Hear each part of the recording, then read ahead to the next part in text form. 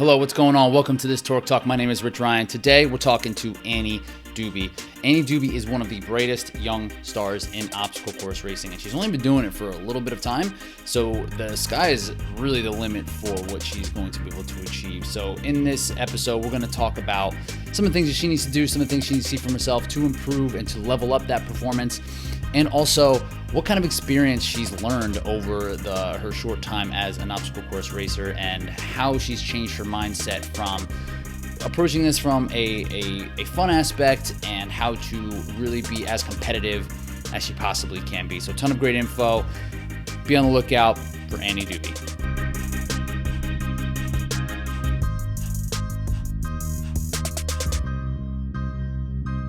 With this kind of new pressure, and like this is interesting because of like now this competitive like approach that you're taking to the sport, and like I said, maybe not have been that competitive coming up, and it seems like a lot of the things you do are based out of the enjoyment of it and having fun. That's kind of how you got here in the first place, right? Mm-hmm. Does it feel different now? Does it feel better? Yeah. Does it feel worse? It's just different. Like, I think, I don't know, like the first few races that I ran were, aside from missing a spear at some of them, like I ran clean races, like every single time. I never thought twice about like missing, monkey bars or like any of those kind of obstacles. I didn't even realize you could fail them. Like it was like so bizarre to me to like see people fall because it just came to me really easily. So it took like until my first, I'm trying to think like what my first race was that was pretty nasty. I don't know, but like the first one I think it was Arizona, the second year in 2019 where I did race elite. Everything we had like sub freezing temperatures. Oh, that's right. There's like ice on the bars and stuff. So yeah, the next morning it was very cold, which I don't do well with to begin with. And then like the obstacles were frozen. And so I remember like getting to the monkey bars and not even like thinking twice about just doing my normal thing going through them. And I immediately like halfway through slipped off. And I remember seeing Nicole had actually been at that race and she was like ahead of me going through the monkey bars. And I remember seeing her like grabbing them with her elbows. Doing and the I was chicken like, wing.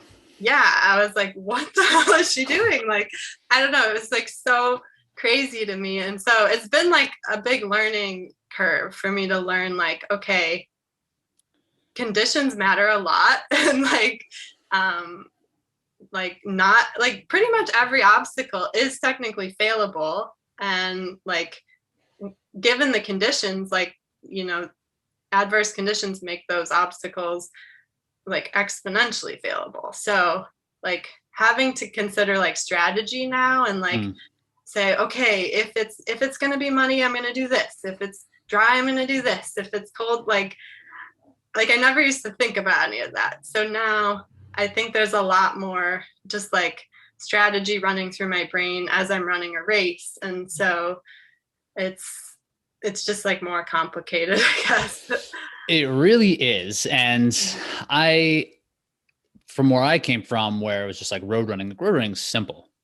Like you go and then you like, turn around and like you just try not to die and just kind of put yourself there. And like, if there is something to think about, it's like, should I go now or not? Like, it's like one or two options. So like I had that same type of thing, like learning about shoes, like learning about conditions, like just figuring out like all these little things do matter. I find it fun and I find it interesting to be in it and like and trying to figure these things out and like what's the best. And I like running through these things through my brain during training to see what is going to work. It's almost like a puzzle to me. I'm not a huge puzzle person, but I like this puzzle.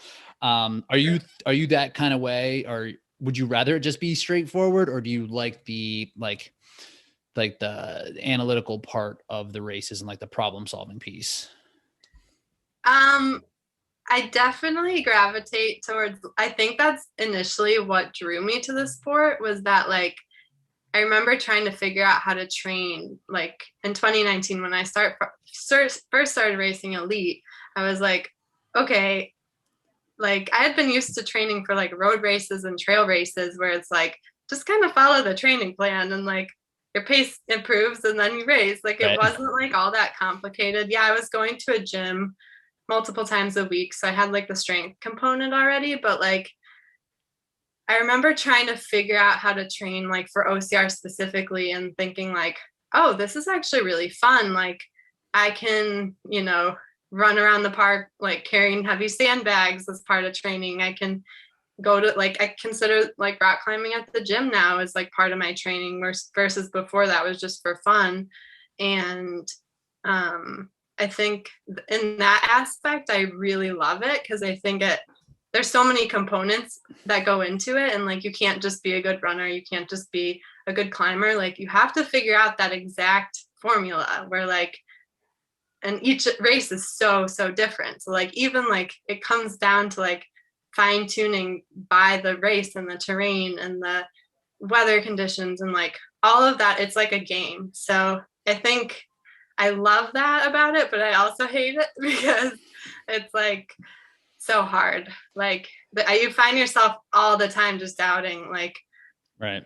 Like it could make you crazy to think like, oh my gosh, I feel like I'm not doing enough of this. I'm doing too much of this or whatever. So yeah. And then when you go to a race and you don't get the desired result, you're like, did I just do all of that? Did I just waste all that time? Yeah.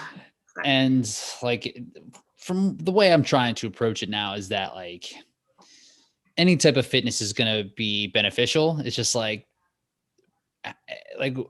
figuring out what factors are going to be there on race day and like making sure it like is attuned to the things I need to do to make myself the most fit is like the best way that I found to approach it. It's like, I know I need this and this for this course. So this is what I need to do. Or if it's like something that I know I'm fine with, it's like, okay, now I can just try to shore up some of these other things or try to bring my fitness to a highest level possible to take care of it all.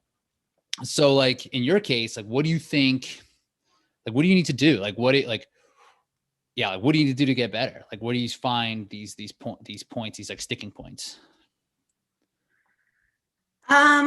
So I would say each race, I kind of like try and figure out what the main things were that like went well and what didn't go well, and like try to just take note of that and somehow factor that in for the training for the next race. Like a big one for me was Tahoe 2019, which was like devastating. It was like the race it was definitely my race of the year. Like I had gone up there like a week and a half before to like altitude train. It was like, I felt so ready. Like I was this like peak fitness. And then I just dropped the ball and like couldn't get it together in terms of like gear and like preparing for the weather. And like, I know a lot of that was out of my control, but at the same time, like there were people who just knew what to do and like got through it. And so taking an experience like that, as hard as it was, and like realizing like what I need to do differently next time. I think those are the biggest for me, are just like, because I'm still pretty new. Like I've only had 1 year really of like elite racing and only a few races on like the big scale. So I think I'm still like every single race, like there's something that doesn't go right for me. So just like taking note of that and learning from it. And then I would say this, like the main thing for me is probably just my mental game, like working on like confidence and like just like working on making sure I feel like I belong there and like that I'm not just out, you know, like showing up at a starting line and feeling like the confidence that I can compete at that level, because I definitely still feel like totally out of place at a lot of the bigger races.